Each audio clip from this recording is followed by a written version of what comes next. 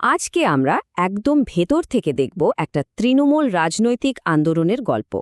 এটা কিন্তু কোনো সাধারণ গল্প না, এটা এক সংগঠকের নিজের মুখে বলা কাহিনী। আর এখান থেকে আমরা নেতৃত্ব আর সামাজিক পরিবর্তন নিয়ে এমন কিছু জিনিস শিখতে পারব যা আজও প্রাসঙ্গিক। শুরুতেই এই কথাটা দেখুন, কি বুঝলেন? একটা ধাক্কার মতো, তাই না? এই একটা লাইনই কিন্তু বলে দিচ্ছে যে এই গল্পটা সহজ সরল কোনো গল্প নয়। এটা কঠিন সিদ্ধান্তের গল্প, যেখানে আদর্শ আর স্ট্র্যাটেজির মধ্যে একটা লড়াই চলে। চলুন দেখি ঘটনাটা ঠিক কী। তো যে কোনো বড় আন্দোলনের মতো এখানেও প্রথম চ্যালেঞ্জটা বাইরের শত্রু ছিল না, ছিল ভেতরের। মানে বাইরের প্রতিপক্ষের সাথে লড়ার আগেই আন্দোলনটা ভেতর থেকেই প্রায় ভেঙে পড়ার জোগাড় হয়েছিল। ব্যাপারটা একটু বুঝিয়ে বলি।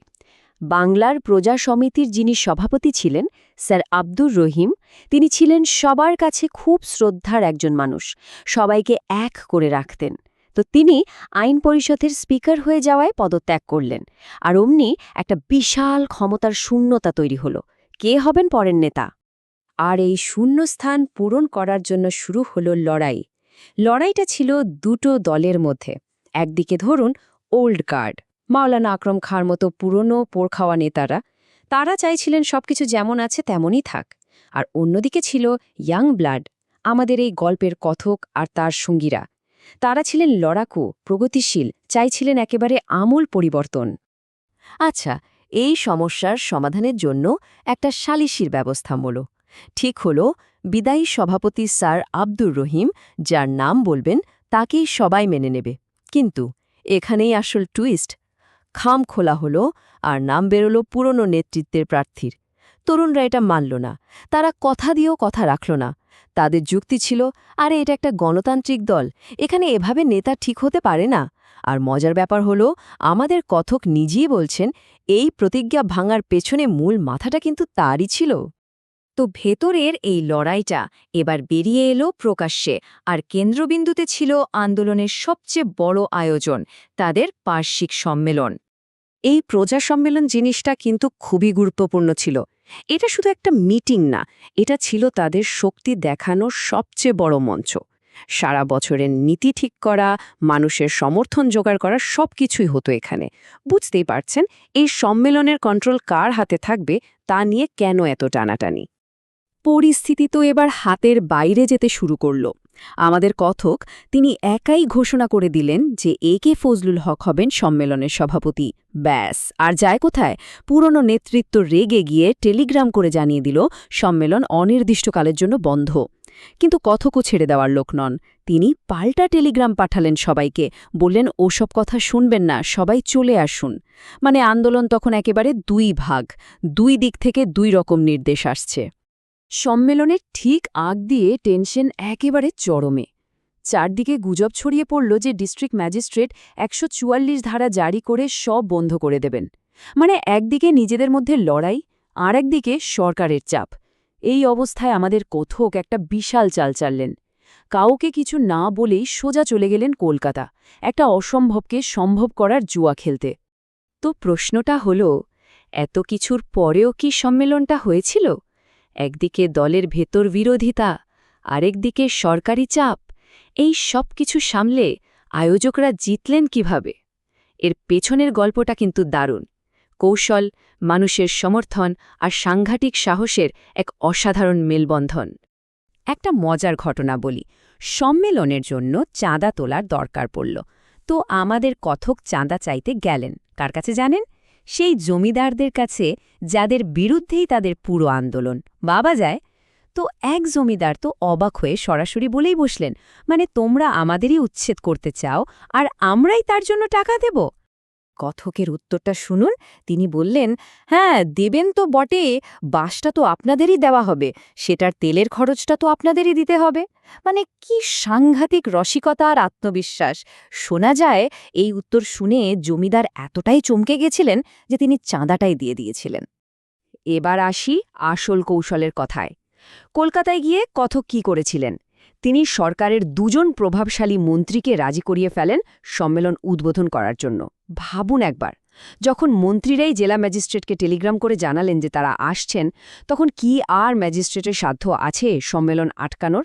খেলাটা সেখানেই ঘুরে গেল। আর সম্মেলনটা যা হলো না, সে এক ইতিহাস।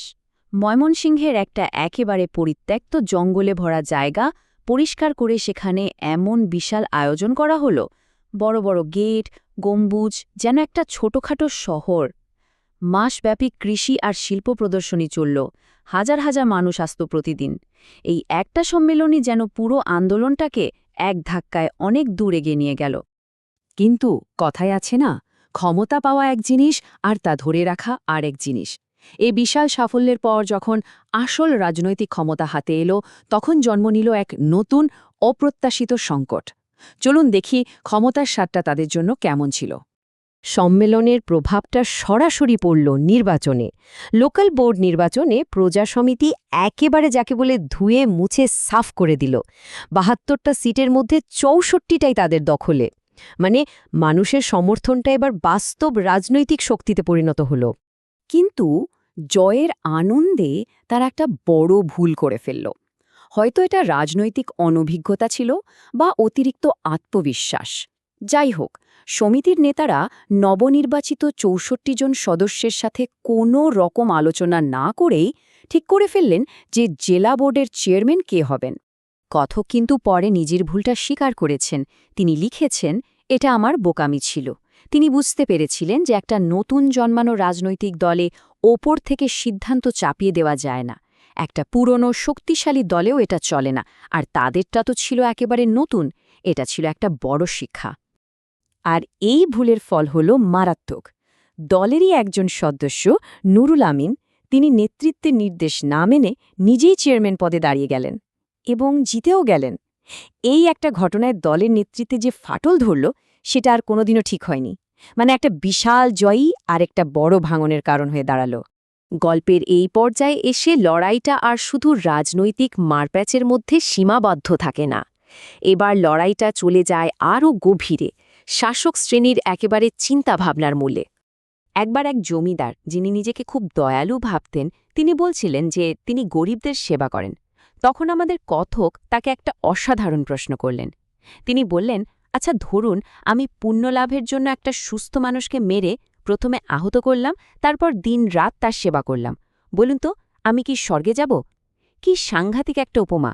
তিনি বোঝাতে চাইলেন যে সিস্টেমটাই মানুষকে গরিব বানাচ্ছে, সেই সিস্টেমে থেকে দান করাটা আসলে কতটা অর্থহীন। এইখানেই তাদের আন্দোলনের আসল দর্শনটা পরিষ্কার হয়ে যায়। কথক বলছেন, আমি জমিদারদের ঘৃণা করি না, আমি জমিদারি প্রথাটাকেই ঘৃণা করি। মানে তাদের লড়াইটা কোনো নির্দিষ্ট মানুষের বিরুদ্ধে ছিল না, ছিল পুরো সিস্টেমটার বিরুদ্ধে। এমন একটা সিস্টেম যে একজন ভালো মানুষকেও অত্যাচারী বানিয়ে ফেলতে পারে। আর এর সপক্ষে তার সবচেয়ে বড় যুক্তি ছিল নিজের অভিজ্ঞতা। তিনি অকপটে স্বীকার করেছেন যে মাত্র ৬ মাসের জন্য জমিদারি দেখাশোনার দায়িত্ব পেয়ে তিনিও একজন অত্যাচারী জমিদারে পরিণত হয়েছিলেন। তিনি জমিদারকে বলছেন, যে সিস্টেমটা আমাকে ৬ মাসেই অত্যাচারী বানিয়ে দিল, ভাবুন তো সেই সিস্টেমটা ১৫০ বছরে আপনাদের কি বানিয়েছে। এই ব্যক্তিগত স্বীকারোক্তির পর আর কোনো কথা থাকে না। এই পুরো গল্পটা শেষে আমাদের একটা খুব বড় প্রশ্নের সামনে এনে দাঁড় করায়। যখন আমরা একটা অন্যায় ব্যবস্থার বিরুদ্ধে লড়ি, তখন আসল শত্রুটা কে? সেই ব্যবস্থায় যারা ক্ষমতায় বসে আছে তারা, নাকি খোদ সেই সিস্টেমটা যা ওই মানুষগুলোকে তৈরি করে? প্রশ্নটা আজও ততটাই প্রাসঙ্গিক।